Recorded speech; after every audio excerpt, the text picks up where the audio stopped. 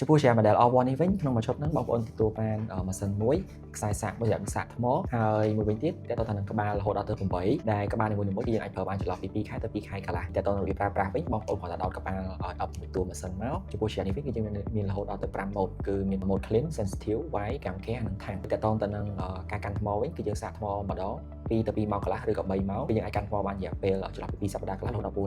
4សប្តាហ៍អាស្រ័យទៅលើយើងការប្រើប្រាស់ទីច្រើនក្នុងមួយថ្ងៃតើតើនឹង function គឺយើងអាចធ្វើការ test បានក្នុងប្រភេទ clean sensitive wide កាំ care ហើយនឹង time តើតើនឹងការប្រើប្រាស់តើតើនឹងម៉ាស៊ីន R1 នេះគឺយើងអាចប្រើប្រាស់តើនឹងប្រភេទ clean បានគឺយើងអាចទៅដោះទៅលើប្រភេទធ្មេញប្រភេទរង្វង់ខាងលើថ្នម